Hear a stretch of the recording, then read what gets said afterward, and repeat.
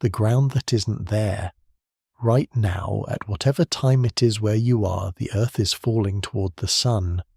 It has been falling toward the Sun for about 4.5 billion years.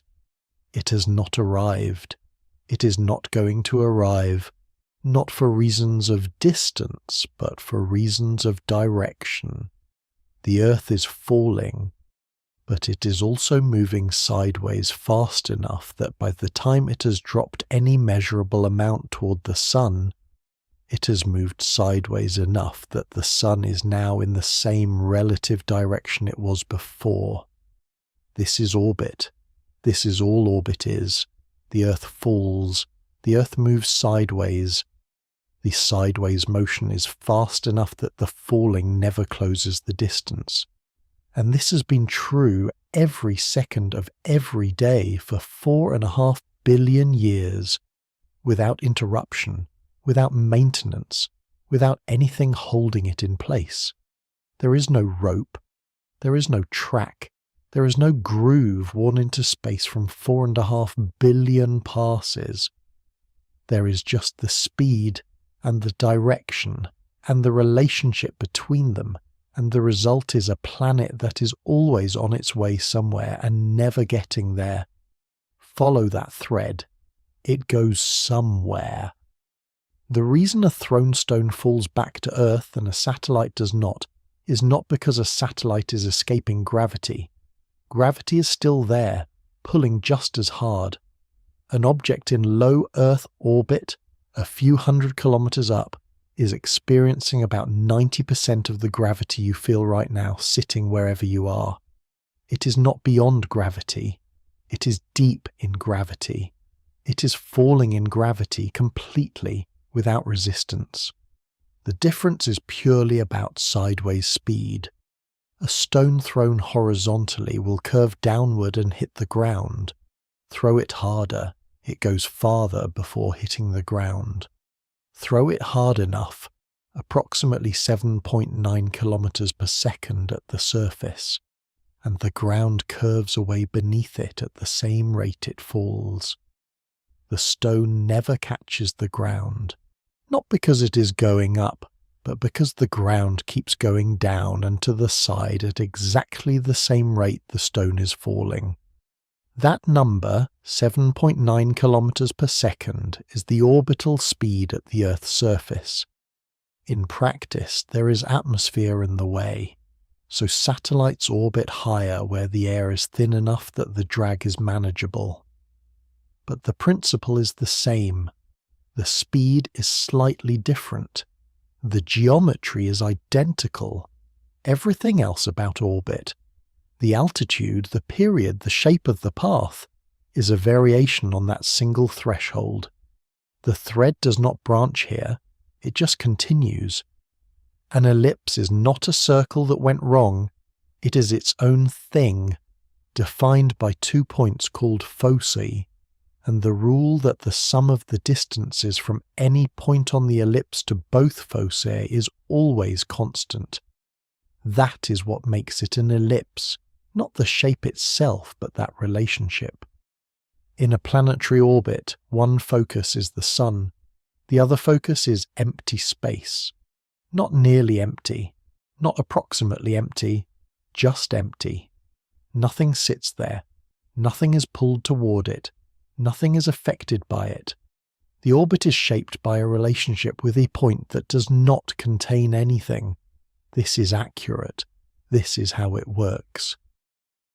Johannes Kepler established that planetary orbits are ellipses in the early 1600s, and the empty focus has been quietly sitting there, unoccupied, for every orbit of every planet since the solar system formed, and presumably before anyone thought to ask what was at that point, and presumably no one much bothered to answer because the answer is not satisfying. Nothing is at that point. And yet the planet's entire path curves around it. The thread continues. When the Earth is at the closest point in its orbit to the Sun, perihelion, which happens in early January, it is moving faster than at any other point in the year. when it is at the farthest point, aphelion in early July, it is moving slower. This is Kepler's second law, which says that a planet sweeps out equal areas in equal times. The math is elegant. What it means in practice is that the Earth moves through space at different speeds depending on where it is in the orbit, and the variation is not small. At perihelion, the Earth is moving at about 30.3 kilometers per second. At aphelion, about 29.3 kilometers per second, a difference of roughly 1 kilometer per second. The Earth, the entire Earth, speeds up and slows down by a kilometer per second over the course of a year, and this is considered a slow, quiet, well-behaved orbit. There is no engine, there is no fuel being burned. The speed changes because of where the Earth is relative to the Sun, and that relationship is maintained entirely by the same gravity that would pull the whole thing in if the sideways speed were ever to drop enough. Mercury is faster. At perihelion, Mercury moves at about 59 kilometers per second. At aphelion, about 39 kilometers per second. The variation is enormous, nearly 20 kilometers per second, because Mercury's orbit is more elliptical than Earth's, and the difference between closest approach and farthest point is large enough that the gravity at perihelion is substantially stronger than at aphelion, and Mercury has to move faster to keep missing the Sun at close range. Mercury also does something the others do not do, or rather, it does something all the others do, but Mercury does it visibly enough to have caused a problem. The orbit of Mercury precesses. This means the ellipse itself rotates slowly, so that perihelion is not always in the same direction, but traces a slow circle around the Sun over centuries. This happens to all planets, partly because the other planets tug gravitationally on each orbit and shift it slightly. For Mercury, astronomers in the 1800s calculated how much precession should be happening based on all the known gravitational influences, and they got a number. Then they measured the actual precession, and they got a different number. The difference was small. 43 arcseconds per century, less than a 60th of a degree per century. For a long time it just sat in the data being wrong.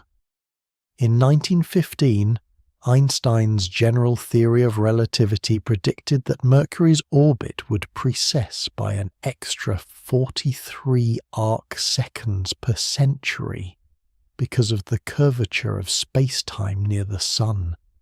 The number matched. The problem that had been sitting quietly in astronomical tables for decades turned out to be the first real observational confirmation that Newtonian gravity was incomplete, and that space itself did something near large masses that the old equations did not account for. The thread had been running through that wrong number the entire time. All of this, the sideways speed, the ellipse, the precession, the empty focus, is the same thread. Not different ideas about orbits, but the same idea followed into different corners. The idea is, the path of a planet is not a path a planet is placed on. It is the shape produced by the relationship between speed and gravity, and that shape is maintained by nothing except the continued existence of both. No structure, no support, just a ratio that holds, moment to moment, as long as nothing interrupts it. The Earth is falling toward the Sun right now. It will still be falling in the morning, and the morning after that, for longer than the word morning, will mean anything to anyone. The falling never resolves. The missing never stops. The planet keeps going sideways fast enough that the thing it is falling toward stays exactly as far away as it was. That is the whole sentence. It does not need a period. It just continues, the way the orbit continues, the way this specific fact about the geometry of space and motion continues without requiring anyone to maintain it, or notice it, or understand it, which is maybe the strangest part. That it would be exactly the same if no one had ever looked up. What falling feels like from the inside. The experiment has already been done. The result is in. Somewhere above you, at this moment, there are people living inside the answer, sleeping in it, eating in it, doing the ordinary things a body does while the extraordinary thing the body is doing goes completely unnoticed by the body itself. They are falling, not toward Earth exactly, or rather toward Earth constantly, but in the way that means something different once you have sat with it long enough, in the way that has a technical name and a non-technical feeling, and a gap between those two things wide enough that most explanations of it fall into the gap and disappear. The word is weightlessness. The fact is something else. Start with what the body knows. You are lying down somewhere probably, and the thing you feel against your back or your side, the mattress, the cushion, whatever surface has accepted your weight for tonight, is not gravity. Gravity is not what you feel. What you feel is the surface pushing back. Gravity pulls you down, but gravity is invisible to the body as a direct sensation. What registers, what the nerves actually report, is the resistance, the floor pushing up, the chair pushing up, the ground pushing back against every step. This is called the normal force, and it is what the body uses as a proxy for understanding where it is and how much it weighs and whether everything is okay. Remove the normal force and the body loses its primary signal, not its weight. Its weight is still there, still being acted upon by gravity at whatever rate the local mass of the planet dictates. But the signal the body uses to know it has weight goes quiet. An astronaut in orbit has not lost gravity. They are in gravity. They are being pulled toward Earth at roughly 8.7 meters per second squared at an altitude of 400 kilometers, which is about 90% of what you feel right now. What they have lost is the surface pushing back. The floor of the station is also falling at the same rate, in the same direction. The walls are falling, the ceiling. Everything is falling together, and because everything shares the same fall, there is no relative motion between them, and so the floor does not need to push back, and so the body gets no signal. The body lacking its signal reports no weight. The body is wrong about this in a way that is precisely correct about something else. Layer this now. The human body was built over an enormous span of time for a world in which the normal force is always present. The vestibular system, the inner ear, the fluid-filled canals, the small calcium crystals that shift with acceleration and tell the brain which way is down. All of it assumes there is a down. All of it assumes that if you are still, you will feel the ground. The entire architecture of balance is premised on a planet being beneath you, pressing back. Take that away, and the system does not simply go offline. It keeps running. It keeps reporting. It just reports things that are not there, and then corrects, and then reports again. And then the brain tries to reconcile the motion it knows is happening with the gravity signal that is absent with the visual information coming in from the eyes, which is itself disorienting because objects released from the hand simply stay where they are, not falling, just present, and the brain stacks all of this up and sometimes produces nausea. Space adaptation syndrome, it is called. About half of astronauts experience it in the first few days. The body is not sick. The body is working correctly on incorrect premises. The premises are that there is a surface, there is a down, there is a gravity signal available, and the body is waiting for that signal the way you might wait for a word you have forgotten, aware of the absence, certain the thing exists, unable to locate it. The body settles after a few days. It revises its premises. It learns, in a purely functional sense, to stop expecting the signal and to operate without it. This revision does not feel like learning. It feels like adjustment, and then like normal, and then the astronaut stops thinking about it. The calcium crystals in the inner ear are worth staying with for a moment. They are called otoliths, from the Greek for ear stones. They sit in fluid inside two small chambers, the utricle and the saccule, and their job is simple and old. When you tilt, they shift. They are denser than the fluid around them, so gravity pulls them, and as they move, they bend the hair cells beneath them, and the bending sends a signal, and the signal says, "This is which way down is." These structures exist in fish. They exist in every vertebrate with a spine and a need to know which direction the ocean floor is, which direction the surface is, which way to swim to get to air. They are ancient. They predate land animals. They predate legs. The body's method for detecting gravity is older than the body as we currently recognize it. In microgravity, the otoliths still shift. They shift with every movement, every turn of the head, every acceleration. What they cannot do is find a resting position that means down, because there is no asymmetric pull to settle them. They report motion continuously, relative motion, rotational changes, the normal accelerations of a body moving through a space station. What they cannot report is the one thing they were built to report first. An astronaut's otoliths, 4.5 billion years after the solar system formed, are running ancient fish software in a situation the fish never encountered. The software is not wrong. The situation is.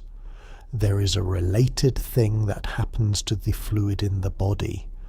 On Earth, the circulatory system is calibrated around the fact that the lower half of the body is below the heart and the upper half is above it, and this matters because blood pressure at the feet is higher than blood pressure at the head, and the vessels at different heights are built to different tolerances accordingly. The vessels in the legs are heavier, more muscular, more capable of handling the pressure of a blood column that is taller than they are. The vessels in the head are finer, built for lower pressure, because the heart is beneath them and the column above them is short. In orbit, the column disappears. There is no up, no down, no pressure gradient from head to feet. Fluid redistributes. Blood and interstitial fluid shift toward the upper body and the head. The face puffs slightly. The sinuses fill. Astronauts in the first days of orbit describe a sensation of permanent mild congestion, the feeling of being slightly upside down, a pressure behind the eyes that does not quite resolve. The legs go thinner as fluid drains from them, not medically thin, but visibly so. Enough that astronauts sometimes describe their own bodies as unfamiliar. The body is not damaged by this, not immediately. The cardiovascular system adapts, the same way it adapted to the absence of the gravity signal, by revising its working assumptions, by recalibrating thresholds, by treating the new condition as the condition. The problem comes later, when they return. After a long mission, 6 months, a year, the return to Earth is not a relief for the body so much as a second disruption. The system that spent 6 months learning to operate without the gravity signal now has the gravity signal back full force, and it has also lost the cardiovascular calibration it needs to handle it, and it has lost bone density in the legs and spine because bone responds to mechanical load and the load was absent, and it has lost muscle mass for the same reason, and the otoliths are now receiving the signal they spent 6 months without, and the brain is attempting to reconcile that signal with the motion information and the visual information, and everything comes back at once. Astronauts returning from long missions cannot walk unassisted immediately. They sit in chairs on the runway. They are helped upright. Their bodies, which are not injured, which are fundamentally healthy, simply need hours and sometimes days to remember that the floor is reliable, that the ground will push back, that down is a consistent direction that can be trusted. What they are experiencing in those hours is the body catching up to a fact it had already known for its entire life, and then set aside. The thing about free fall is that it is the natural state. This is the part that sits oddly when you first encounter it and keeps sitting oddly for a while after. Newton's first law says that an object in motion stays in motion unless acted on by a force. The Earth in orbit is moving. It would continue moving in a straight line, off into interstellar space, away from the sun, into the dark, except that gravity is acting on it, pulling it toward the sun continuously, and that pull is what bends the straight line into a curve. The orbit is not the natural state interrupted by gravity. The orbit is what gravity does to a straight line, which means the astronaut floating in the station, feeling weightless, feeling as if they have been freed from something, they are actually in the most uninterrupted state of motion available. No surface is pushing back. No floor is redirecting their trajectory. They are doing exactly what Newton said everything does when nothing interferes. They are continuing. The feeling of weight, the feeling of the ground beneath you, is the interference. You are being constantly redirected away from the path your body would naturally take if the Earth were not in the way. You have never, not once in your life, felt what it is like to simply move. Every sensation you have of solidity and groundedness is the planet correcting you. That is not a metaphor. That is the mechanics. The body in orbit is a body finally left alone, in a certain sense, and it does not know what to do with that. It was built for the correction. It evolved in the correction. Every system it has, the otoliths, the cardiovascular gradient, the bone density in the weight-bearing skeleton, is an adaptation to a planet that would not stop pushing back. Remove the push, and the body keeps waiting for it, the way a conversation keeps going for a moment after one person has already left the room. The astronaut floats. The calcium crystals drift without finding down. The fluid sits higher than it should. The legs slowly forget what they were built to carry, and somewhere in the body, below the level of any particular awareness, the ancient architecture keeps checking, keeps sending out its signals, keeps waiting for the answer it was built to receive. Whether it ever stops waiting, even after months of adaptation, even after the body has functionally adjusted, that part is less clear than the rest of it. The number that bends everything. Inside the calculation, before the rocket, before the orbit, before any of it, there is just a number. Not a large number, not an intimidating one. It fits in a single line. It has units attached, meters per second. It describes a speed. That is all it is on the surface, a speed. But this particular speed is a threshold. On one side of it, things fall back. On the other side, they don't. Hold a stone, release it. It falls. Throw it horizontally. It falls, but it also moves sideways, and the two motions happen simultaneously and independently. The sideways motion does not slow the falling, and the falling does not slow the sideways motion. This was Galileo's insight, that these two components run in parallel without interfering with each other. So the stone traces a curve, not because curved motion was applied to it, because two straight motions, one horizontal, one accelerating downward, are running at the same time. Throw it harder. The curve is the same shape but stretched. The stone lands farther away. The falling took the same amount of time, only the distance changed. Now imagine throwing it harder still. The Earth is not flat. This matters now. The surface of the Earth curves away from any horizontal line at a rate of about 5 meters for every 8 kilometers traveled, meaning if you draw a perfectly horizontal line from any point on the surface and travel 8 kilometers along it, the surface of the Earth will be 5 meters below that line. A falling object near the Earth's surface drops approximately 5 meters in its first second of fall. These two numbers are the same number wearing different clothes. If an object is moving horizontally at 8 kilometers per second, it falls 5 meters in that first second. The surface of the Earth also drops 5 meters over that same 8 kilometers. The object has not gotten any closer to the ground. It has fallen, genuinely fallen, and it has also not gotten any closer to the ground because the ground moved. Do this again the next second, and the next. The ground keeps curving away. The object keeps falling. The distance between them stays constant. That is orbit. That is the whole mechanism. No mysticism. No special property of space, just the curve of a planet matching the arc of a fall at a specific speed.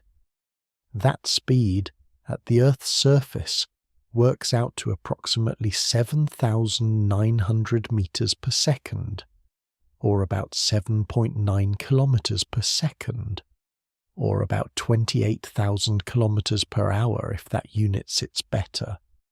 There is nothing magical about this number. It is a consequence. It comes directly from two things: the strength of Earth's gravity at the surface and the radius of the Earth.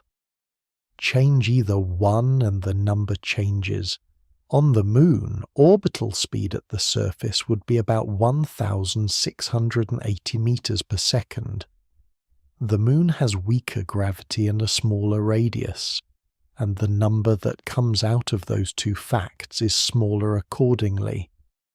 On Jupiter, the number would be enormous. Jupiter's gravity is strong and its radius is huge, and the threshold speed at the cloud tops is somewhere around 42 kilometers per second. Same principle. Different planets, different numbers. The principle does not change. It cannot change. It is not a rule that was decided. It is what happens when you have a massive object and a curved surface, and ask what speed would make a falling thing keep missing. Here is the middle section, where the thread slows slightly, because the next part is where most people's intuition quietly breaks, and it is worth not rushing past that. The idea that orbit is a kind of falling is easy to say, and surprisingly hard to actually believe. Something about the image of a satellite, smooth, deliberate, tracing its path against the stars, does not feel like falling. Falling feels panicked, falling feels like something going wrong. The satellite looks composed. It looks like it knows where it is going. But the satellite does not know where it is going. It has no propulsion keeping it in orbit. The engines, if it has any, are off. It is coasting, the way a ball coasts after it leaves your hand.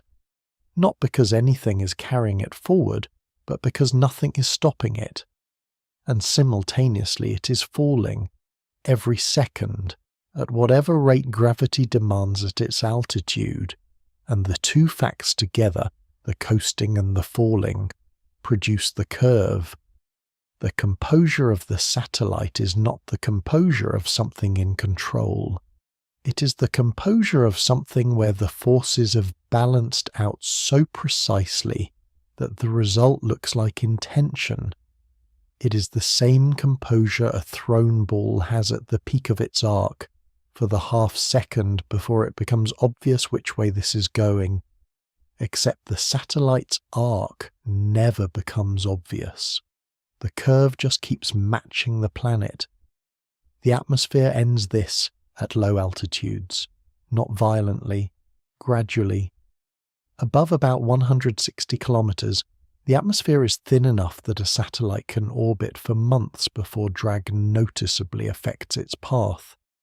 Below that, the air thickens enough that the friction is real, and the satellite loses speed, and as it loses speed, the orbit decays.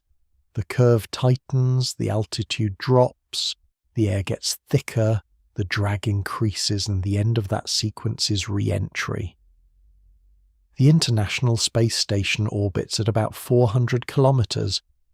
At that altitude, there is still some atmosphere, extremely thin, but present. This station loses altitude slowly, constantly. Every few months the engines fire briefly to boost it back up. Without those boosts, in roughly a year or two it would re-enter. The number that keeps it up is not self-sustaining. It has to be maintained slightly against a medium that never fully disappears. This is the one impurity in the clean geometry. The real solar system has atmosphere at the edges of planets, and atmosphere creates drag, and drag is not in the pure orbital equations. The equations are still right. The solar system just has things in it. There is a second threshold, higher than the first. Orbital speed keeps a thing falling around a planet. But if you add more speed, if you push past a second number, also derivable from gravity and radius, the orbit opens up. The ellipse, which at orbital speed is a closed loop, becomes a parabola and then a hyperbola.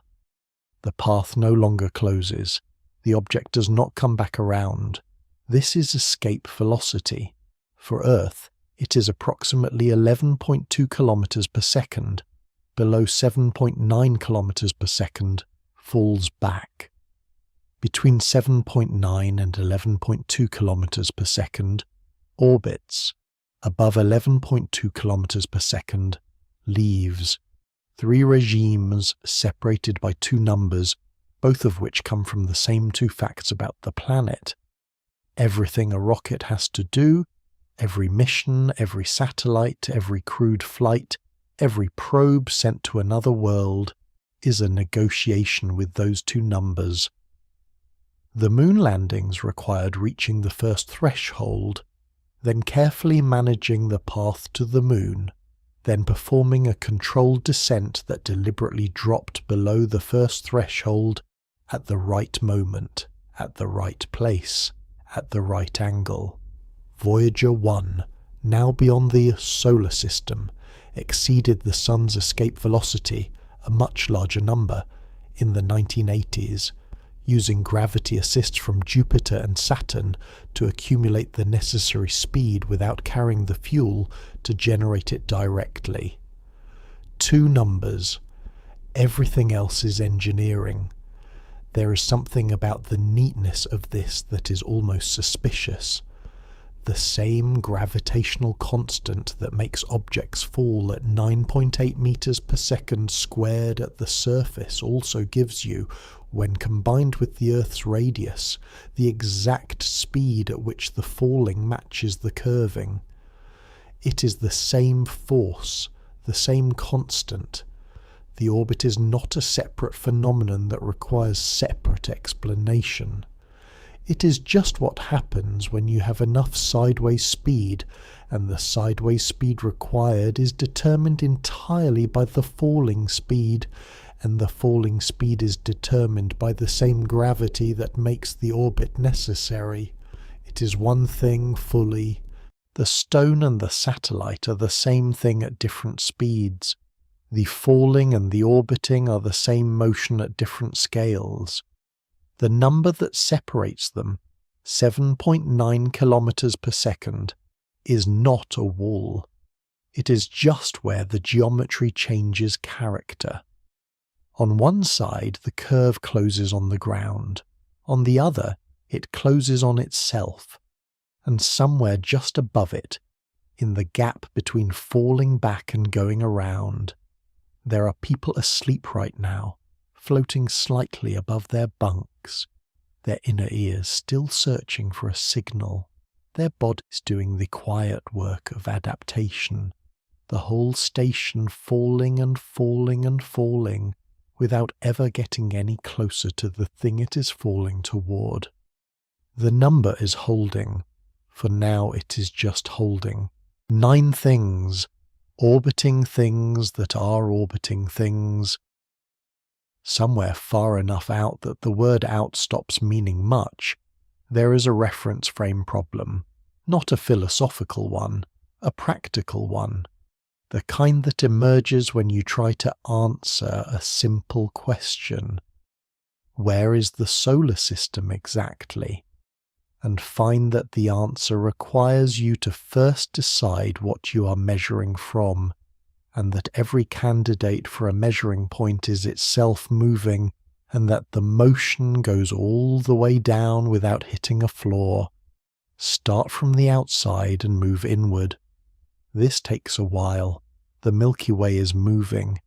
It is moving toward a region of space called the Great Attractor, a gravitational anomaly roughly 250 million light-years away, the result of an enormous concentration of mass, galaxy clusters, dark matter, structures that are still being mapped.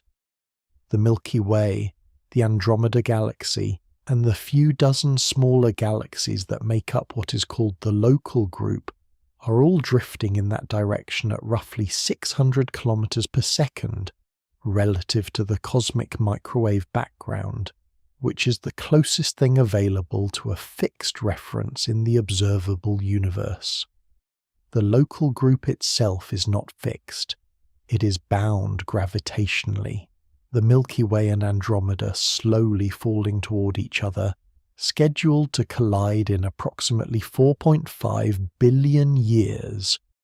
Though collide is the wrong word for what happens when two structures that are mostly empty space pass through each other, stars so far apart that direct stellar collisions will be vanishingly rare, the galaxies interpenetrating and then pulling back and then merging over the course of 1 billion years of gravitational negotiation. But that is later. Right now they are falling toward each other at about 110 kilometers per second, and everything else is happening around that. Inside the Milky Way, the solar system orbits the galactic center. The galactic center is approximately 26,000 light-years away. The solar system is moving around it at about 230 kilometers per second. At that speed, one full orbit of the galaxy takes approximately 225 to 250 million years. This unit of time has a name, the galactic year, or cosmic year, and the solar system has completed it roughly 20 times since it formed. During one galactic year, the continents of Earth have moved substantially. Species have arisen, dominated and gone entirely. The last time the solar system was in its current position relative to the galactic centre, the dominant land animals on Earth were the early ancestors of dinosaurs. The solar system is not in the centre of the galaxy. It is not near the centre. It sits in a moderately populated region of one of the spiral arms, the Orion arm, between two larger arms, about 2/3 of the way out from the centre. An ordinary location. Nothing special about it as far as is known. The Sun is one of somewhere between 100 and 400 billion stars orbiting the same centre, each on its own path, each at its own speed, the whole structure rotating differentially, meaning the inner regions complete their orbits faster than the outer ones, so the spiral pattern is not a fixed structure, but a wave that passes through the stellar population, the way a wave passes through water, without carrying the water with it. This is one of the things about the galaxy that looks wrong until it is explained, and then looks almost obvious, and then looks strange again. Inside the solar system, the planets orbit the Sun, but the Sun is not at the centre of those orbits. Not exactly. The Sun has mass, and so do the planets, and the gravitational interaction between them means that the point everything actually orbits, the barycenter of the solar system, shifts depending on where the planets are in their individual paths. Most of the time the barycenter is inside the Sun, or very close to its surface. But Jupiter is massive enough, about 1,000 times less massive than the Sun, but still the largest planet, that when Jupiter is on one side of the Sun, the barycenter moves noticeably. When Jupiter and Saturn are aligned on the same side, the barycenter can sit outside the Sun's surface entirely. The Sun orbits this point too. Not by much. The Sun's wobble around the solar system's barycenter is small, a drift of at most a solar radius or two over the course of years. But it is real, and it is the same physics that allows astronomers to detect planets around other stars. The star wobbles slightly as the planet pulls on it, and the wobble is measurable in the Doppler shift of the star's light. The Sun is being pulled by Jupiter right now. The pull is small, the wobble is slow, it is happening regardless. The Moon orbits the Earth, and the Earth-Moon system orbits the Sun, and the path the Moon actually traces through space, not around the Earth in isolation but relative to the Sun, is never a simple loop.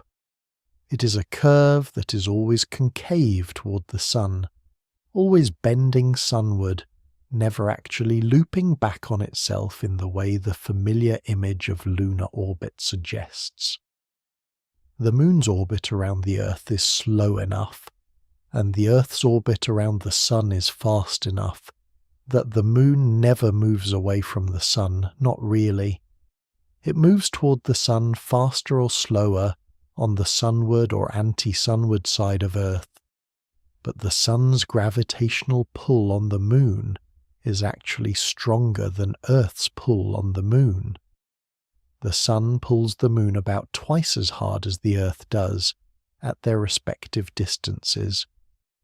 The Moon is held near the Earth not because Earth is the dominant gravitational influence on it, but because the Moon and Earth are falling toward the Sun together at nearly the same rate, and the small difference in their rates of fall is what constitutes the lunar orbit. This is one of those facts that sits quietly in the data until someone looks at the actual numbers, and then it seems like something should be different, like the whole arrangement should be less stable than it is, and then you work through the geometry and find that it is fine. It is stable. It has been stable for 4 billion years, but the intuition never fully settles. The satellites orbiting Earth are orbiting a planet that is itself orbiting a star, and the star is orbiting a galaxy, and the galaxy is drifting toward a gravitational anomaly 250 million light-years away. And all of this is happening simultaneously, each motion layered over the others, none of them pausing while the others proceed. A communication satellite in geostationary orbit, sitting apparently still above a fixed point on the equator, rotating with the Earth, is also moving at 230 kilometers per second around the galactic center. It is also drifting at 600 kilometers per second toward the great attractor. It is also participating in the slow fall of the local group, the drift of the Milky Way, the wobble of the solar system's barycenter. It just appears still because you are on the thing it is moving with. There is no fixed point. This is not a mystical statement. It is a technical one. In Newtonian mechanics, the concept of an inertial reference frame, a frame in which the laws of physics hold without correction, requires that the frame not be accelerating, but every candidate for a fixed reference point in the observable universe is in motion relative to every other candidate. The cosmic microwave background is the best approximation available. The relic radiation from the early universe, distributed nearly uniformly across the sky, slight temperature variations mapping the density fluctuations that eventually became the large-scale structure of galaxies and voids. Measuring your velocity relative to that radiation gives something close to an absolute speed in the sense of being measured against the universe's oldest light. The solar system is moving at about 370 kilometers per second relative to the CMB frame. That number is real. It is measured. It has a direction toward the constellation Leo, roughly. And it is the most absolute velocity the solar system can be said to have, not because the CMB frame is truly fixed, but because it is the largest available frame, the one that averages over the most structure, the one that comes closest to what stationary could mean in a universe that does not, as far as is known, have an edge or a center.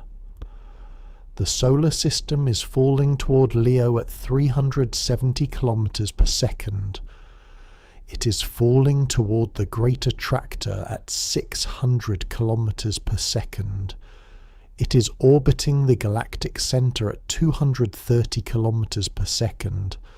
The Earth is orbiting the Sun at about 30 kilometers per second. The Moon is orbiting the Earth at about 1 kilometer per second. You are rotating with the Earth's surface at somewhere between 0 and 465 meters per second, depending on your latitude. These motions are all real, all simultaneous, and none of them feel like anything from where you are lying right now. The room is still, the house is quiet, the numbers run. How Newton watched the moon and felt embarrassed. Everyone knows this story. That is the problem with it. The apple falls. Newton understands gravity. The story arrives pre-digested, the insight already extracted, the moment already framed as a founding scene of modern science. It gets taught that way, received that way, filed away under things that happened and led to other things. But that is not quite what happened. And the part that gets left out is the part that mattered. The actual sequence took years. Newton did not watch something fall and immediately produce a theory of universal gravitation.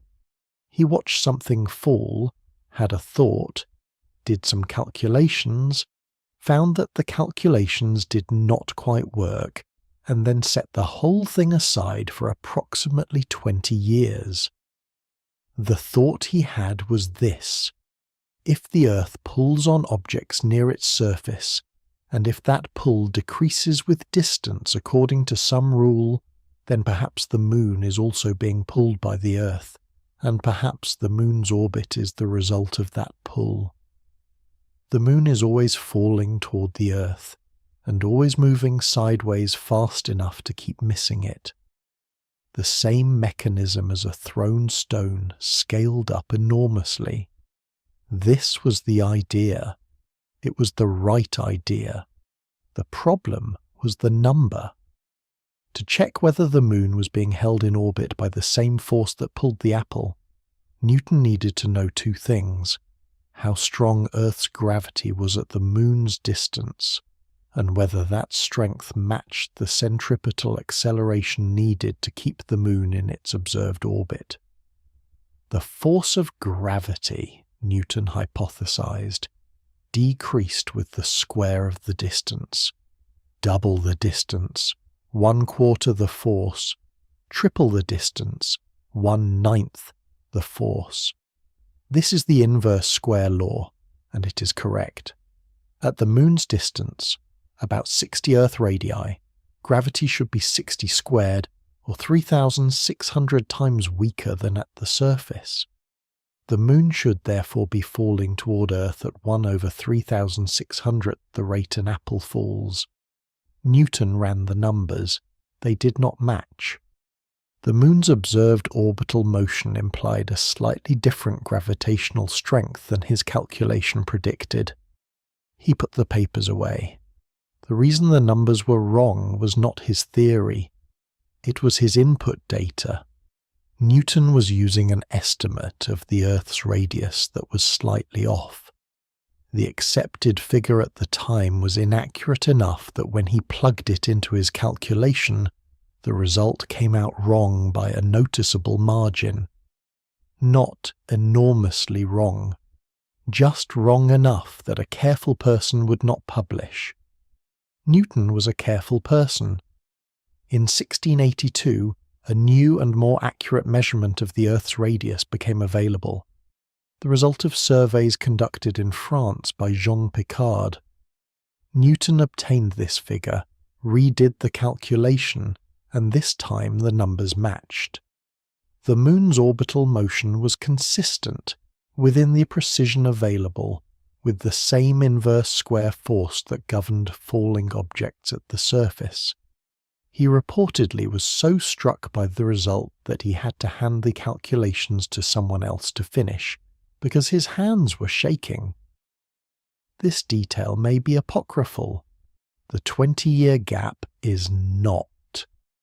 What the calculation proved, or rather what it demonstrated compellingly enough that it became the foundation of everything afterward, was that the sky and the ground were not different.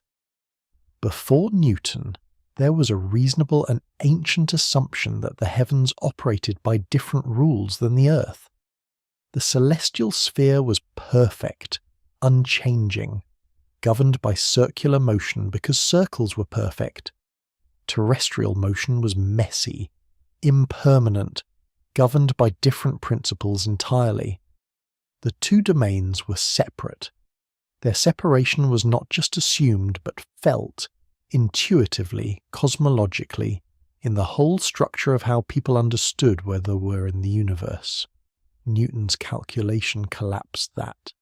The Moon was falling, the same falling as the apple, the same equation, the same constant, the same inverse square law, operating across the full distance from the Earth's surface to the Moon's orbit, and presumably this was the leap everywhere else as well.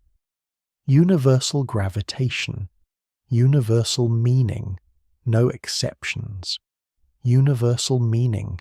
The same rule applies in the apple orchard and at the orbit of Saturn and in the motion of stars around each other in distant systems, and it would eventually turn out everywhere that has been checked. The sensation of this, when you sit with it, is not triumph. It is something quieter, the feeling of a distinction you had always assumed, Sky versus ground, above versus below, heavenly versus earthly, turning out to have been a habit of thought rather than a feature of reality. The sky was always falling the same way the ground was always falling, and the objects in it were always subject to the same rules, and the only reason it took until the 17th century to demonstrate this was that the objects in the sky were far enough away that the connection was not obvious, that you needed the right measurements and the right mathematical framework, and a willingness to follow the idea past the point where the numbers temporarily came out wrong. Newton sat with the wrong numbers for 20 years, not because he gave up on the idea, because he would not publish something he could not verify. The gravitational constant, the actual numerical value that relates mass and distance to force, Newton could not determine precisely. He knew the form of the law. Force is proportional to the product of the masses and inversely proportional to the square of the distance. He did not know the constant of proportionality, the number that converts that relationship into actual force in actual units. That number G was not measured until 1798, more than a decade after Newton's death, by Henry Cavendish using a torsion balance, two small lead spheres mounted on a rod, suspended by a thin wire, brought near two large lead spheres, the tiny gravitational attraction between them causing the wire to twist by a measurable amount. The apparatus was sensitive enough that air currents in the room would disturb it, so Cavendish built it inside a sealed shed and observed it through a telescope from outside, turning his eye to a small window to read the micrometer. The value he got was within about 1% of the currently accepted value. The same force that Newton described using an apple and a moon was measured 60 years later by a man watching a wire twist in a shed, and the number that came out of that wire is still the number used today in every orbital calculation, every satellite trajectory, every planetary mission. There is one thing about this whole sequence that does not get mentioned in the standard account. Newton's law of universal gravitation describes what gravity does with extraordinary precision. It does not say what gravity is. It gives you the force between two masses at a distance. But it does not explain how one mass knows about the other, how the influence travels across the space between them, what gravity actually is in the sense of mechanism. Newton knew this. He said so. His phrase in Latin translates roughly as, "I feign no hypotheses," meaning, I will not speculate about mechanism. I have the mathematical description. I will not pretend to know what is behind it. 230 years later, Einstein provided an answer to what Newton refused to speculate about. Gravity is not a force transmitted between masses. It is a curvature of space-time caused by mass, and objects moving through curved space-time follow the straightest possible paths, which in the presence of mass curve into the paths we call orbits. Newton's equation falls out of Einstein's as a special case, valid when velocities are low and gravitational fields are weak, which describes almost everything in the solar system, which is why Newton's equation still works for almost everything we need to calculate. The apple falls, the moon orbits, the equation is the same equation. And underneath the equation, space-time is doing something that neither the apple nor Newton had any way of knowing about. The 20-year gap looks different in that light. Not like hesitation, like patience. Resonance. Something is already agreeing when this chapter opens, not loudly, not with any signal a person could detect standing in a field somewhere looking up. But in the outer solar system, right now, several of Jupiter's moons are in the middle of a negotiation that has been running for billions of years and has arrived at something so precise it looks, from the outside, like it was arranged. It was not arranged. That is what makes it worth following.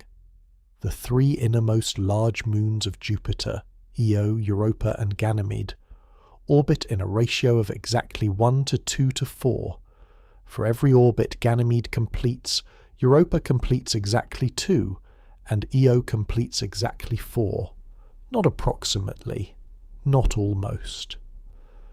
The relationship is locked, self-correcting, maintained by the same gravitational interaction that produced it, a rhythm that has been running since the early solar system and will continue running until something large enough to disrupt it comes along, which in the outer solar system is not likely soon.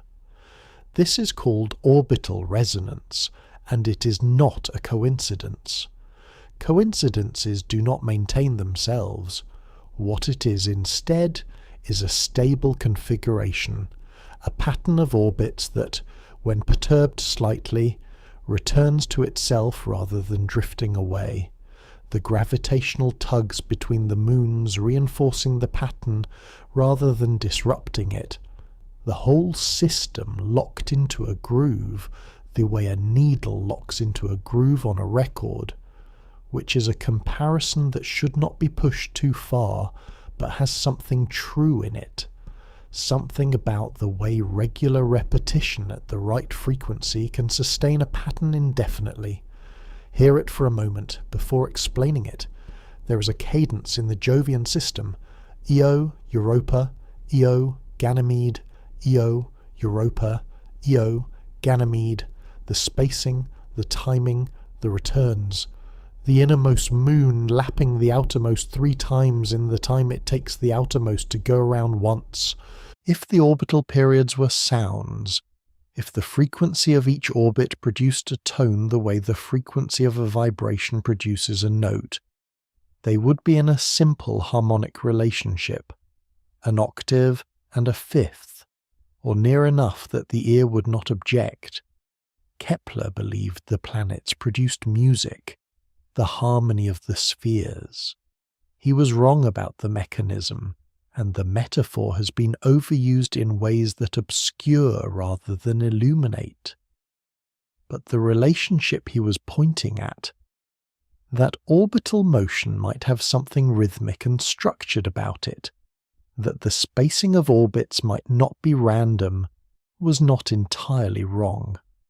Resonance is not music, but it has the structure of music, the way music has the structure of mathematics, simple ratios, stable relationships, the same logic at different scales.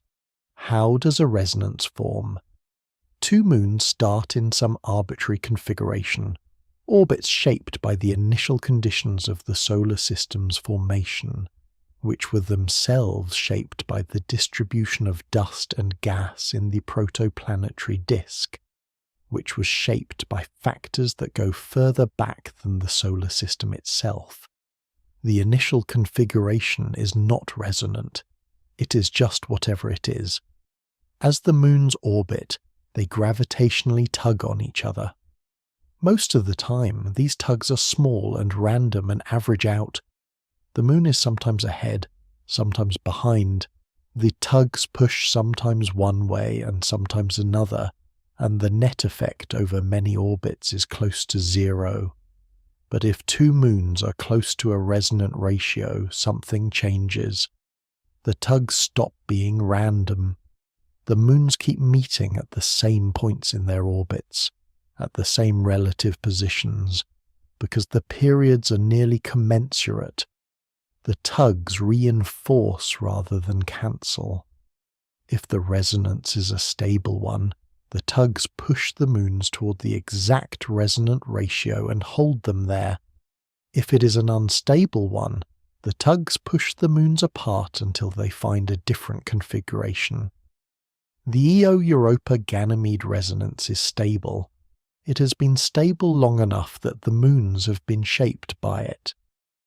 Io is the most volcanically active body in the solar system, more active than Earth by a significant margin, because the resonance forces its orbit to remain slightly elliptical, which means the tidal forces from Jupiter on Io vary as Io moves closer and farther from Jupiter, and the variation flexes the moon, and the flexing generates heat, and the heat has nowhere to go but out, through volcanoes that are currently active right now on a moon of Jupiter, because of a rhythm that locked in when the solar system was young and has not unlocked since.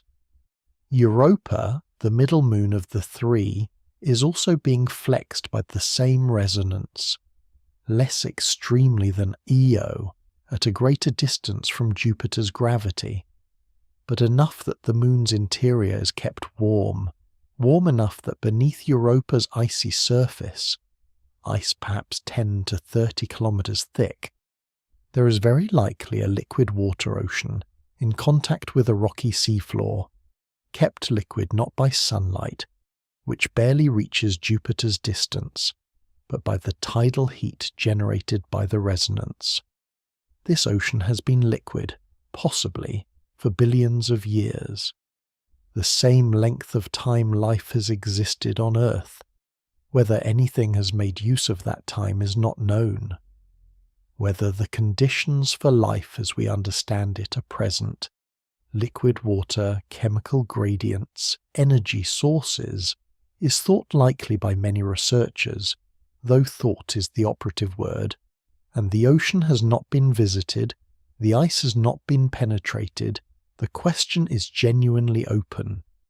The resonance is not trying to create conditions for life.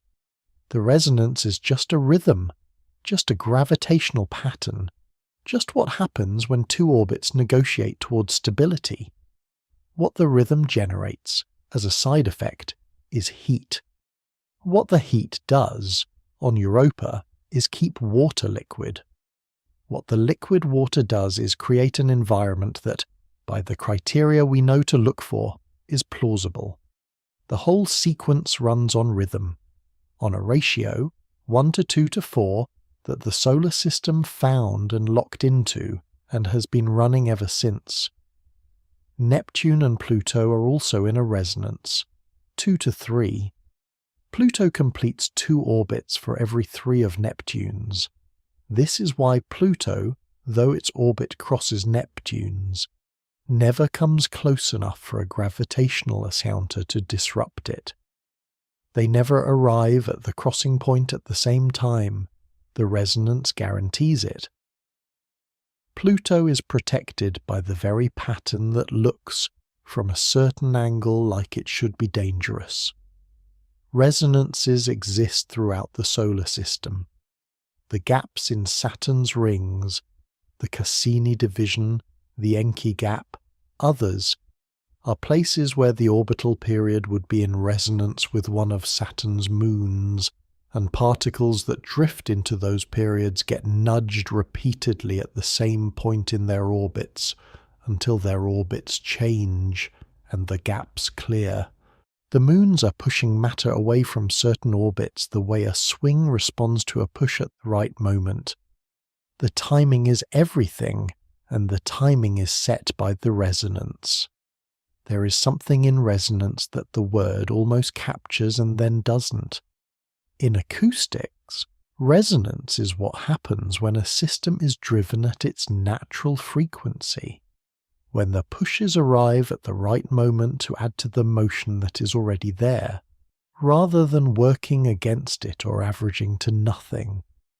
The swing, pushed once per cycle, the wine glass vibrating at the frequency of the note that shatters it, the bridge that collapsed into coma in 1940, the wind finding its natural frequency and driving it, the oscillation growing rather than dampening until the structure exceeded what it could bear. Orbital resonance is not acoustics, the moons are not vibrating. But the logic is the same, a repetitive push arriving at a consistent phase, building or maintaining a pattern that would otherwise decay. The frequency is much lower, orbital periods measured in days and years rather than cycles per second, but the mathematics is the same mathematics, the same pattern at different scales, the same logic running through systems that look nothing like each other, a ratio simple enough to be held in the mind all at once, 1 to 2 to 4, and the solar system maintaining it across billions of years without any mechanism beyond the one that was already there. The pulse of this chapter goes outward, then inward, then outward again, because resonance does that. The Jovian system, then the mechanics, then Europa's ocean, then the solar system's rings, then the mathematics, and then back to where it started. Io, Europa, Ganymede, in their ratio, in their rhythm. Io completing 4 orbits in the time Ganymede completes 1. The volcanoes on Io active right now. The ocean under Europa's ice dark and cold and possibly not empty. The whole arrangement still running, still agreeing, still in the middle of something that was already happening long before anyone was here to hear it. The word resonance comes from the Latin for echo, a sound that comes back, a pattern that returns to itself. That is not wrong for what is happening. It is just much slower than an echo, and much older. And the thing doing the returning is not a sound but a ratio, not a wave but an orbit, not a moment but a configuration that has been finding itself again and again across a span of time that a sound would never survive. It was already in agreement when this chapter started. It will still be in agreement when this one ends. The planet that almost wasn't falling right. Something was wrong with Mercury. Not catastrophically wrong, not visibly wrong. Wrong in the way that a number in a table can be wrong. Quietly, in a column, surrounded by numbers that are right, not drawing attention to itself, just sitting there being slightly off. The number was 43, specifically 43 arc-seconds per century. An arc-second is 1/3600th of a degree. A century is 100 years. The number described how much more Mercury's orbit was precessing than it should have been, according to the best gravitational calculations available in the 19th century. Precession here means the slow rotation of the orbit itself. An ellipse is not fixed in space. Over time it rotates. The point of closest approach to the Sun shifts slowly around, so that after enough centuries perihelion is in a different direction than it started. This happens to all planets, because of gravitational tugs from other planets. It was expected. It was calculated. For Mercury, the calculated value and the observed value disagreed by 43 arc-seconds per century. To be precise about how small this is, the full circle is 1,296,000 arc-seconds. Mercury's orbit precesses by that extra 43 arc-seconds each century. The discrepancy is 0.0033% of a full rotation per century. It is nothing. It is less than nothing. It is a rounding error in a number that is already small, and yet it would not go away. Astronomers in the 19th century did not ignore it. They tried to explain it. Urbain Le Verrier, the same mathematician who had predicted the existence of Neptune from anomalies in Uranus's orbit and been proven spectacularly right, turned his attention to Mercury and proposed the same solution. There must be another planet, closer to the Sun than Mercury, too close and too dim to observe directly, whose gravitational pull was producing the extra precession. He called it Vulcan. Observers searched for it. There were occasional reports of a dark spot transiting the Sun, a planet passing in front of the solar disk, detectable during total solar eclipses when the sky near the Sun could be examined. None of the reports were confirmed. None of the sightings were repeated. Vulcan was looked for seriously by serious astronomers for decades. It was never found because it does not exist. The 43 arc seconds per century sat in the data.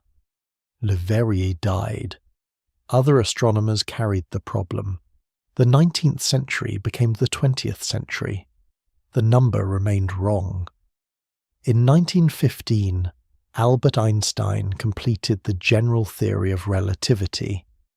The theory described gravity not as a force between masses, but as the curvature of space-time produced by mass and objects in free fall, including planets in orbit, as following the straightest possible path through that curved space-time. One of the first things Einstein calculated with the new theory was the precession of Mercury's orbit. The result was 43 arc seconds per century. Stand here for a moment, because this is where the thread pulls tight.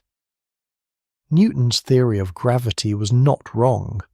It described the precession of every other planet's orbit correctly, to within the precision of 19th century measurements. It described the orbits of moons, the return of comets, the tides, the trajectory of projectiles. It was not an approximation that had been mistaken for a complete theory.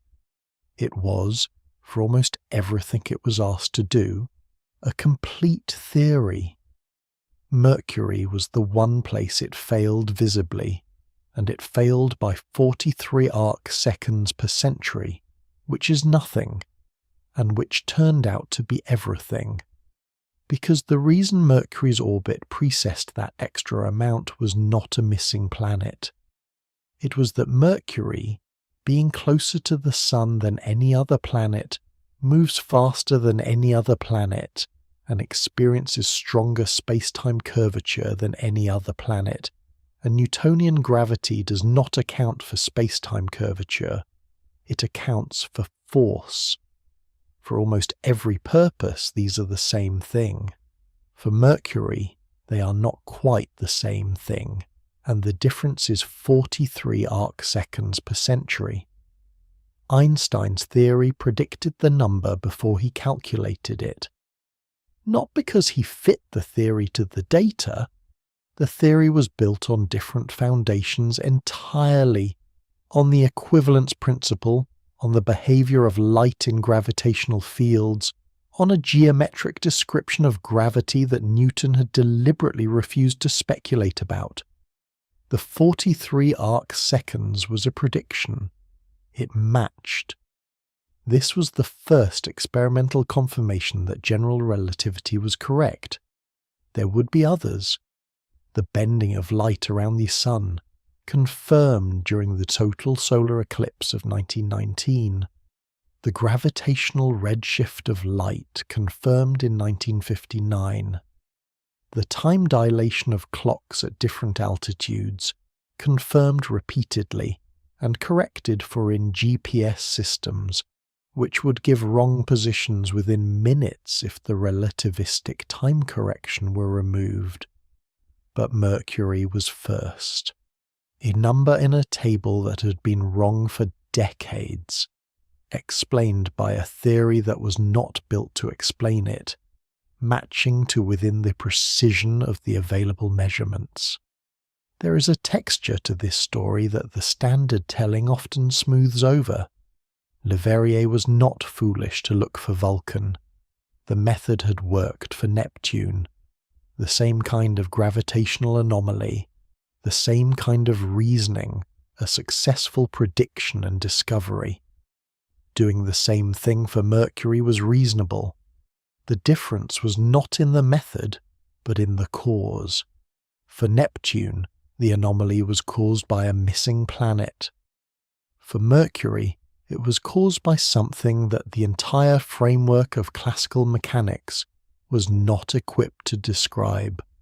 You cannot look for Vulcan and find relativity. The two answers live in different parts of the problem. The astronomers who searched for Vulcan were solving the right problem with the right method in the wrong universe. Knowing this in retrospect is easy. Not knowing it at the time was also not a failure. It was just the position everyone is always in. Using the best available tools on the problem in front of them, and not yet knowing that the tools have a ceiling. The ceiling of Newtonian gravity was 43 arc-seconds per century on a planet 77 million kilometers from the Sun. Everything below that ceiling still works. The ceiling is still there, and Mercury is still falling the way it was always falling, a little more than the old equation said it should. The extra precession accumulating quietly in its orbit, the same 43 arc-seconds every 100 years, the same number that sat wrong in the table, the same number that turned out to be the edge of one theory and the opening of another. Very large, very slow, occasionally wrong. Start far enough out that the details blur, not metaphorically far, cosmologically far. Far enough that individual stars are not visible, only the collective glow of billions of them moving together, the shape of a galaxy visible as a single object the way a forest is visible from an airplane as a single green shape rather than individual trees. From this distance, a galaxy looks like it should be simple to describe. It has mass. It rotates. The inner parts rotate faster than the outer parts, because the inner parts are closer to the gravitational center, and closer to the gravitational center means stronger pull and faster orbital speed. Except that is not quite what is observed. The rotation curve of a galaxy is a plot of orbital speed against distance from the galactic center. If you go out far enough from the center, where the luminous matter, stars, gas, visible stuff, has thinned out enough that there is not much mass left to generate gravitational pull, the orbital speed should drop. Farther from the center, weaker gravity, slower orbits. The same logic as planets around the Sun. The outer planets move slower than the inner ones. In 1970, Vera Rubin and Kent Ford published measurements of the rotation curve of the Andromeda Galaxy. The outer regions of the galaxy were not rotating slower than the inner regions. They were rotating at roughly the same speed. The curve was flat where it should have been declining. Rubin and Ford measured more galaxies. The curves were flat. Other astronomers, using other methods, measuring other galaxies, found flat rotation curves. The flatness was not an artifact of measurement or a peculiarity of specific galaxies. It appeared to be a feature of galaxies generally. A flat rotation curve at large radii implies that there is more mass at large radii than the visible matter accounts for. If mass thins out as the stars thin out, the curve should fall. If the curve does not fall, the mass is not thinning out, even though the stars are. Something is providing gravitational pull in the outer regions of galaxies without being visible. That something is called dark matter, which is a name for ignorance as much as a name for a thing. The name implies a substance, a particle or particles, that interact gravitationally but not electromagnetically, meaning they do not emit light, absorb light, or reflect light. They are not black holes, not gas clouds, not dim stars. They are something that has mass and therefore curves space-time and therefore affects orbits, but has no other detectable interaction with ordinary matter beyond gravity. This is the mainstream model. Dark matter is the consensus explanation for the flat rotation curves. It is incorporated into the standard model of cosmology, where it accounts for roughly 27% of the energy content of the universe, compared to about 5% for ordinary matter. Everything made of protons, neutrons and electrons, everything you have ever seen or touched. Whether this model is correct is genuinely not settled in the way many things in physics are settled. There are alternative models. Modified Newtonian dynamics, or MOND, proposes that Newton's second law of motion, force equals mass times acceleration, breaks down at very low accelerations, below a critical threshold, and that this modification can explain flat rotation curves without invoking invisible mass. MOND fits galactic rotation curves well. It fits them better, in some cases, than dark matter models fit them. It fits them less well for galaxy clusters. It does not have a fully satisfying relativistic extension, though attempts have been made. The field is not at rest on this question. This is worth saying plainly, because the popular account of dark matter sometimes implies a confidence that the research literature does not uniformly share. What can be said with confidence is smaller and stranger than the full dark matter story. Something is causing galaxies to rotate in ways that are inconsistent with the gravitational effects of the visible matter alone. This is observed. It is robust. The inconsistency is real. The explanation for it, dark matter particles, modified gravity, something else not yet proposed, is an inference, and the inference is supported by multiple independent lines of evidence that all point to some form of additional gravitating mass. But the nature of that mass remains unknown. No dark matter particle has been directly detected, despite substantial experimental effort over several decades.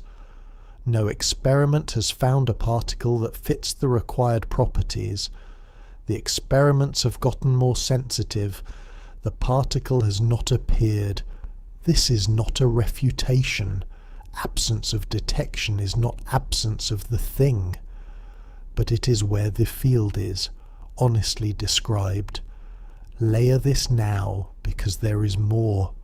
The large-scale structure of the universe, the distribution of galaxies into filaments and walls and voids, the cosmic web that spans hundreds of millions of light-years, matches the predictions of a model that includes dark matter as a component.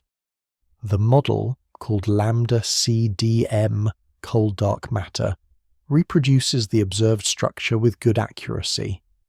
Remove dark matter from the model, and the structure does not form correctly.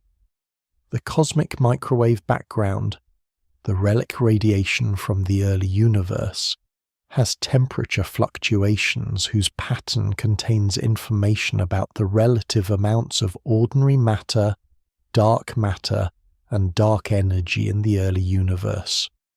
The pattern fits a model with dark matter. It fits it well. Gravitational lensing, the bending of light from distant objects by the gravity of intervening mass, has been used to map the distribution of mass in galaxy clusters. The mass distributions inferred from lensing are consistently larger than the mass distributions inferred from visible matter. The extra mass traces the same structures that dark matter models predict it should trace. None of this tells us what dark matter is.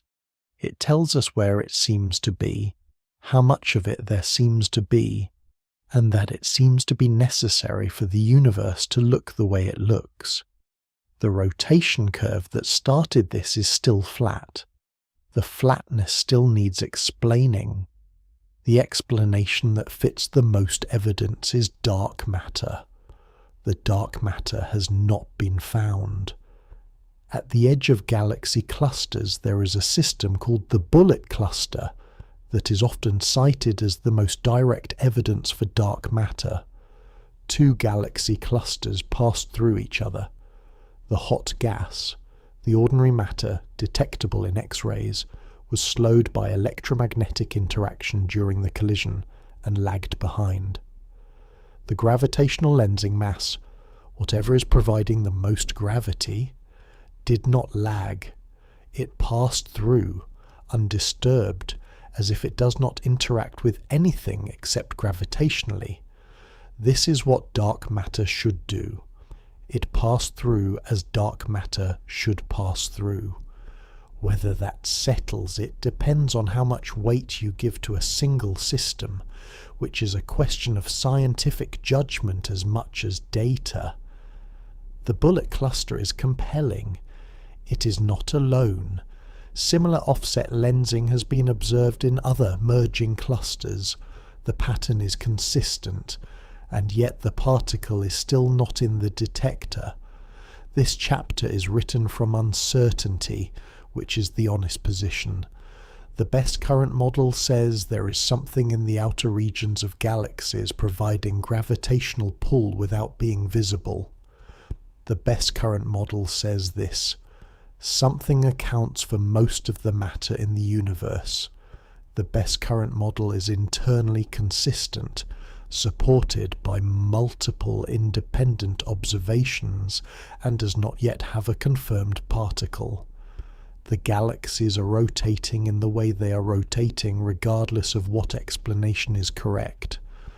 The rotation curves are flat regardless of what is causing them. The universe has the structure it has. The model that best describes all of that includes something we have not seen. Whether that something exists, or whether the model needs a different kind of repair, whether the flatness is a clue about unknown mass, or a clue about the shape of gravity at low accelerations, is a question the current data cannot fully close. The galaxy rotates. The outer arms move faster than they should. Something is there, or something about the equations is not quite right. Both possibilities are strange. One of them is correct, and it is not yet certain which. The part of the orbit nobody talks about. Begin inside the ellipse, at the empty point. Not at the sun, which sits at one focus and explains everything: the gravity, the warmth, the reason the orbit has the shape it has. Not at the planet tracing its path. At the other focus, the one that has nothing at it. It is a point in space defined entirely by the geometry of the orbit and nothing else. An ellipse has a specific mathematical definition. Take two fixed points, the foci, and consider all the points in a plane such that the sum of the distances to both foci is constant. That set of points is an ellipse. The foci are not incidental to the ellipse. They are what the ellipse is. The shape is a consequence of the two-focus rule, and if you move either focus, the ellipse changes. The foci are not inside the ellipse in the way that a center is inside a circle. They are the structural reason the ellipse is the shape it is. In a planetary orbit, one focus is occupied by the sun. This focus is active. The sun's mass is the source of the gravitational field that bends the planet's straight-line motion into a closed curve. The planet is always, at every moment, being pulled toward this focus. The other focus has nothing in it. Sit with this. The planet at any point in its orbit is the correct distance from the sun focus for where it is on the ellipse. It is also the correct distance from the empty focus. Both distances are always correct, always consistent with the ellipse, always summing to the same constant. The empty focus is tracking the planet with the same geometric precision as the occupied focus. It just is not doing anything about it. The orbit is defined by a relationship with the point that cannot do anything. The point has no mass. It exerts no force. Nothing moves toward it or away from it. It is not a center of gravity or a center of anything physical. It is a center of geometry. And yet remove it from the definition of the ellipse, try to describe the orbit without it, and the description fails. You need both foci to have an ellipse. The empty one is not optional. Where is the empty focus? For Earth's orbit, the Sun sits at one focus of an ellipse that is only slightly elliptical. The eccentricity is about 0.017, meaning the orbit is close to circular. The two foci are close together, both near the center of the ellipse, both inside the Sun's volume actually. The empty focus for Earth's orbit is inside the Sun, displaced from the Sun's center by about 2.5 million kilometers in the direction of perihelion. For Mercury, the eccentricity is 0.206, much higher, and the foci are further apart. The empty focus is outside the Sun, sitting in empty space about 23 million kilometers from the Sun's center, in the direction of Mercury's perihelion. For Halley's comet, which has an eccentricity of about 0.967, a very elongated ellipse. The two foci are almost at opposite ends of the long axis. One is near the Sun, which is near one end. The other is far out in the outer solar system, roughly 67 astronomical units from the Sun, sitting in the cold dark between the orbits of the outer planets and the inner edge of the Oort cloud, marking the far end of Halley's comet's ellipse without any mass to justify its role. Nothing is at that point. The comet is nonetheless always the correct distance from it.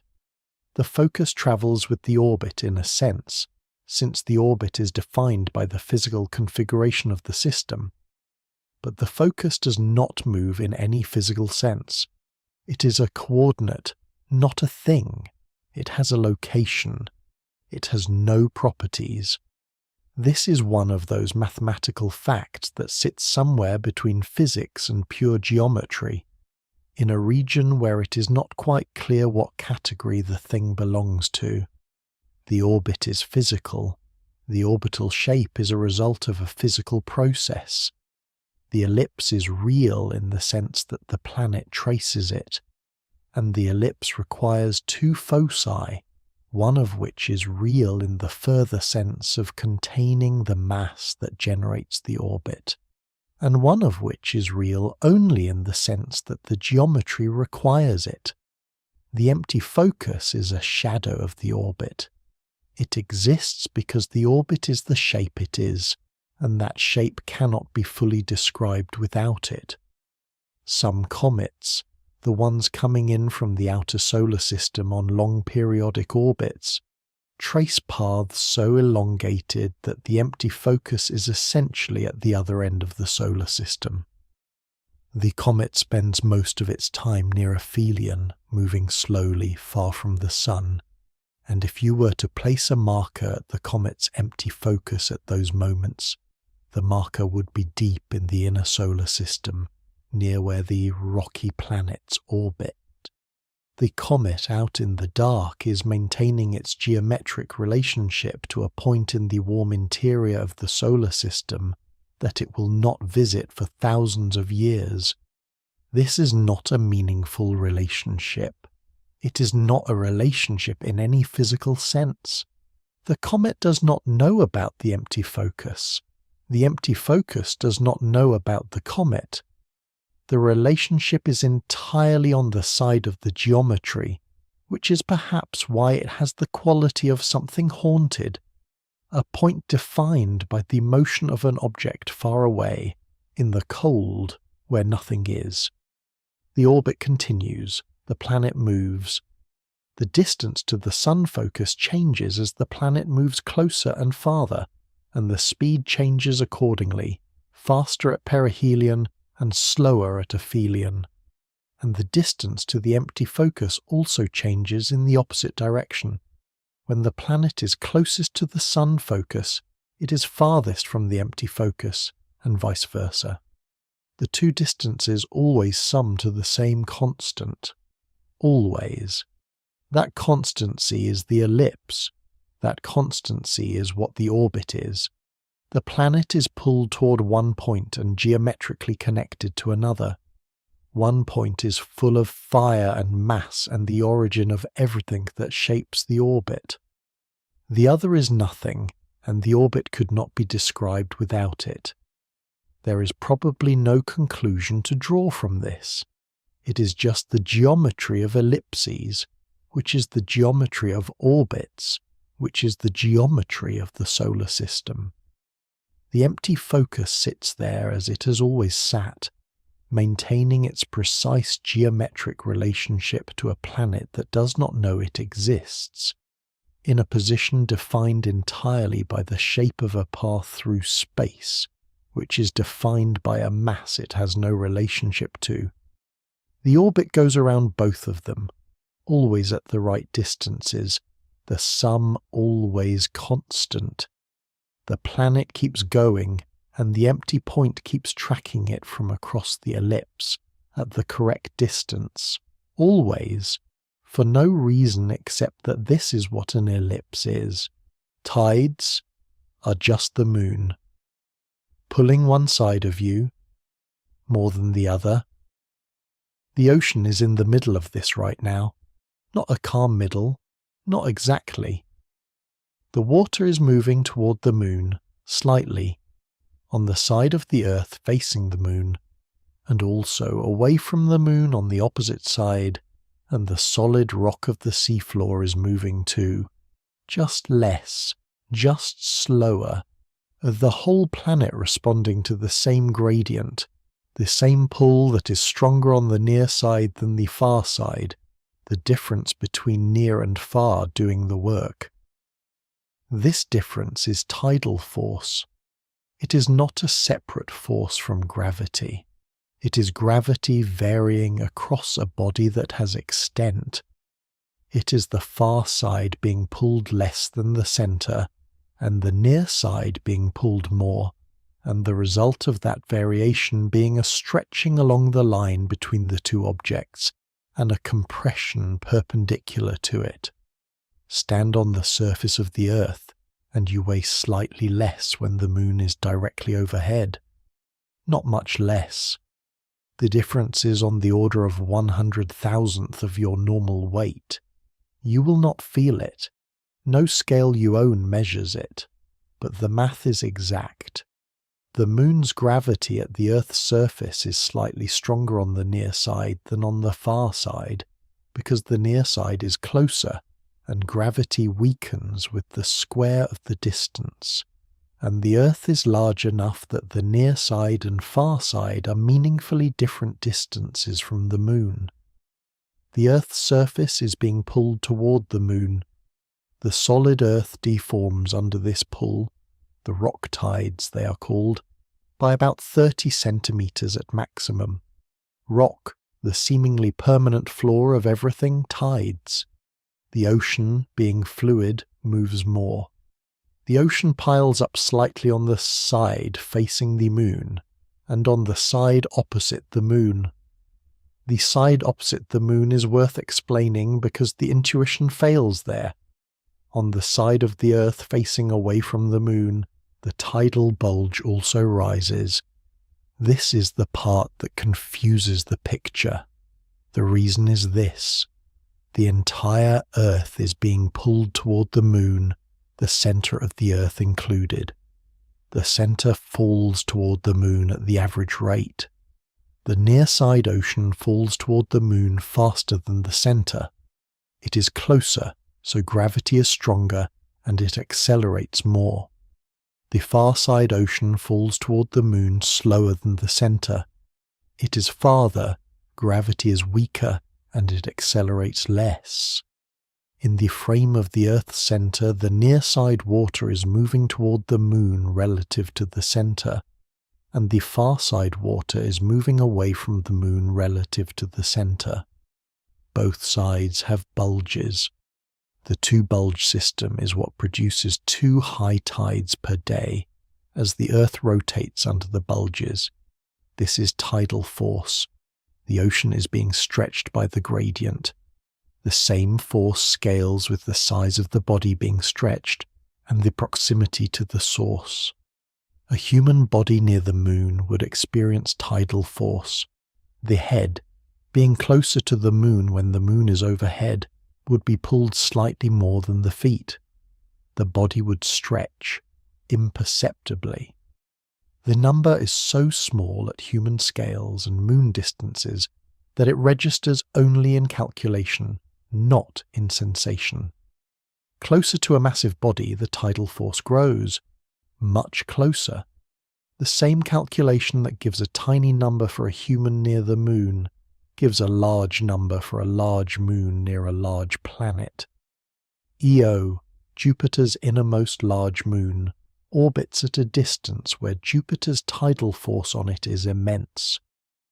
The difference in Jupiter's gravitational pull between Io's near side and far side is enough to flex the entire Moon, to generate heat in the rock, to power 400 or more active volcanoes, to resurface the Moon continuously with fresh lava, to make Io the most volcanically active body in the solar system, not through internal radioactive heat, but through the mechanical kneading of orbital dynamics. Io is being squeezed and released with every orbit, stretched along the Jupiter-facing axis and relaxed as it moves. The tidal bulge on Io raised and lowered by the varying distance in its slightly elliptical orbit. The heat from that squeezing is Io's primary internal energy source. The Moon is a heat engine running on orbital mechanics. Now zoom further in. There is a distance from any massive body at which the tidal force on an orbiting object exceeds the gravitational self-cohesion of that object, the force holding its own material together. Inside that distance, a fluid body cannot hold itself together. The tidal stretching overwhelms the self-gravity. The body is pulled apart. This is the Roche limit, named for Edouard Roche, who calculated it in 1848. For a fluid body, the Roche limit is about 2.44 times the radius of the primary, multiplied by a ratio of densities. For rigid bodies, the calculation is different. Rigid bodies can survive somewhat closer because material strength adds to self-gravity. Saturn's rings sit inside Saturn's Roche limit. The ring particles, mostly water ice, ranging from grains to boulders to objects tens of meters across, cannot coalesce into a moon because tidal forces from Saturn would pull any coalescing body apart before it could grow large enough to hold itself together by gravity. The rings are a region where the moon formation process is permanently suppressed by tidal disruption.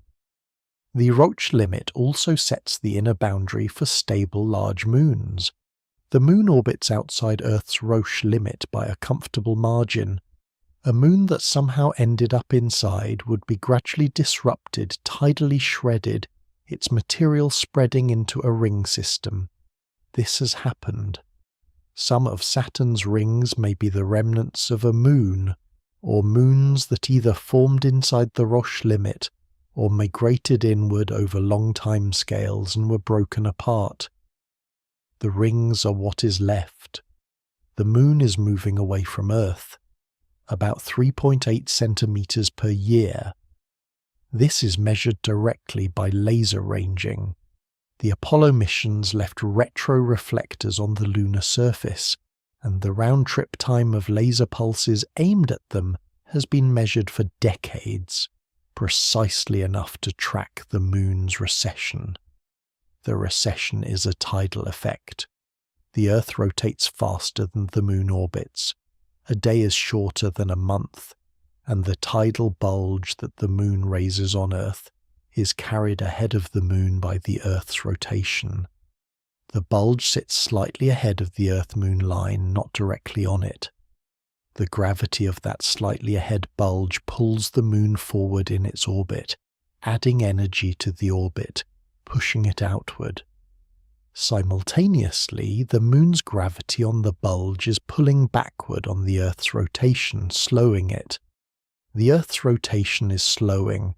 A day is getting longer, about 1.4 milliseconds per century, which means that when complex animal life first appeared on Earth, a day was about 21 hours long, and the Moon was considerably closer. Both effects, the Moon's recession and the Earth's slowing rotation, will continue until the two bodies reach a state of mutual tidal locking. The Earth rotating once per lunar orbit, keeping the same face toward the Moon already keeping one face toward the Earth. That state is stable. The tidal energy transfer stops. But the Sun will have expanded into a red giant long before that equilibrium is reached, which means this particular endpoint is theoretical rather than inevitable. The Moon is leaving slowly. The days are getting longer slowly. The ocean is rising and falling with the tide right now. The gradient is still running. The stretching is still happening. The force that moves oceans and heats moons and built the rings of Saturn is the force of distance varying across a body that has extent, gravity being what it always is, just measured at two different points. The ocean does not know this. It just moves toward the Moon and away from the Moon and back twice a day, every day, for as long as there is a Moon and a day and an ocean. Everything here will drift. It has already started, which is the thing about this kind of ending. By the time anyone measures it, the departure is well underway, the distance already accumulated, the numbers already past zero and moving in one direction only. The Moon is 3.8 centimeters farther from Earth than it was a year ago. Not a meaningful distance by any ordinary standard. 3.8 centimeters is roughly the length of a thumb, which is not how you would describe the Moon's orbit to anyone, but multiplied across centuries and millennia and geological epochs, it becomes the difference between the Moon we have now and the Moon that existed when the first photosynthetic organisms were changing the chemistry of the early atmosphere. The Moon was closer then, much closer. The tides it raised were enormous, the tidal forces stronger, the days shorter, the whole Earth-Moon system locked into a faster, tighter, more energetic relationship that has been slowly, continuously unwinding ever since. Follow the thread forward. In approximately 600 million years, the Moon will have receded far enough that its apparent size in the sky will no longer be sufficient to completely cover the Sun during a solar eclipse. This is not a prediction requiring speculation. It follows directly from the known recession rate applied forward in time. The geometry will be wrong. The Moon's disk will be smaller than the Sun's disk, and the perfect coincidence that currently allows total solar eclipses, one of the more precise accidents in the solar system, the Moon being almost exactly 400 times smaller than the Sun, and almost exactly 400 times closer, will be over. Total solar eclipses are already rare by frequency. They will eventually be impossible by geometry. Everything existing right now that depends on that coincidence, the scientific observations made possible by totality, the corona studies, the historical eclipse records, is happening in a window that has a closing date, distant but real. The recession is not the only drift. The orbit of the moon is not purely circular, and it is not purely stable over long timescales. The sun's gravitational influence, the oblate shape of the Earth, the gravitational effects of the other planets, the slow changes in the Earth's rotation rate, all of these perturb the lunar orbit, and the perturbations accumulate over millions and billions of years. Calculating the exact position of the moon in the distant past or future requires integrating those perturbations forward or backward, and the calculation becomes chaotic over sufficiently long timescales. The system is deterministic in principle, but sensitive enough to initial conditions that small uncertainties grow, and the moon's exact position a billion years from now cannot be specified with precision. What can be said? The moon was closer, it is getting farther, and the rate at which it recedes depends on how efficiently the Earth's tidal bulge transfers energy to the lunar orbit, which depends on the configuration of the oceans and continents, which changes on timescales of hundreds of millions of years as plate tectonics reshapes the surface. The recession rate today is 3.8 centimeters per year. It was different in the past, sometimes faster, sometimes slower, and it will be different in the future. The direction will not change. The thread runs further, on a time scale of roughly 7.5 billion years. The sun will have consumed enough of its hydrogen fuel that it will begin expanding into a red giant, its outer layers swelling out past the current orbit of Earth, possibly past the current orbit of Mars.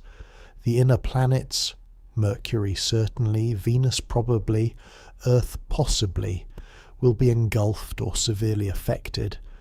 The orbits will change. The orbital dynamics of the solar system will change. The whole configuration that has been stable for 4.5 billion years will undergo the largest disruption it has faced since the late heavy bombardment of the early solar system. The moon, at this point, will be perhaps 30,000 kilometers farther from Earth than it is today. Not dramatically farther on a solar system scale, but farther. The tides will be slightly weaker. The apparent disk will be slightly smaller. The days will be slightly longer. None of this will be consequential relative to the expansion of the sun. But there is something smaller and closer that the thread also runs through. The precession of the Earth's axial tilt, the slow wobble of the Earth's rotational axis, completing a full cycle in about 26,000 years, is maintained partly by the moon's gravitational torque on the Earth's equatorial bulge. Without the moon, simulations suggest that the Earth's axial tilt would vary chaotically over millions of years, swinging between near zero and possibly over 80 degrees. This would produce climate swings of a severity that would make the ice ages look mild. The moon stabilizes the tilt. The tilt stabilizes the climate. The stable climate is part of the context in which complex life has existed and diversified and continued. The moon receding reduces this stabilizing effect slowly over geological timescales. By how much and with what consequences is not precisely calculable, given the chaotic sensitivity of the system over long periods. But the direction is toward less stabilization, and less stabilization means more variability, and more variability is not historically where complex life does its best work. The thread ends where it began, in the aftermath of something that has already started. The 3.8 centimeters per year is not a crisis. It is not a warning. It is a fact, a direction, a consequence of the same tidal mechanics that moves the oceans and heats Io, and built the geometry of Saturn's rings. The Moon is receding because the Earth's rotation is faster than the Moon's orbit, and tidal energy is flowing from the rotation into the orbit, and the orbit is growing, and this will continue until the rotation and the orbit synchronize, which they will not do before the Sun changes everything. The total solar eclipses are ending, not soon, not in any human sense. But the window is measurable, and the window has a duration, and the duration will end. This is not presented as a melancholy fact, though it has that quality, the quality of something beautiful that is on its way to being finished.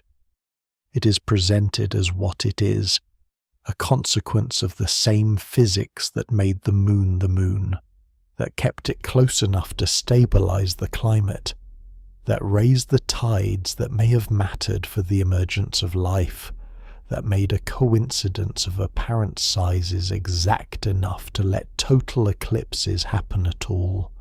The Moon exists at this distance for now. It was closer. It will be farther. Right now the numbers are what they are, and the geometry is what it is, and if you go outside on the right night and look up at the Moon, the distance you are looking across is 3.8 centimeters more than it was a year ago, and that is the only direction the number goes.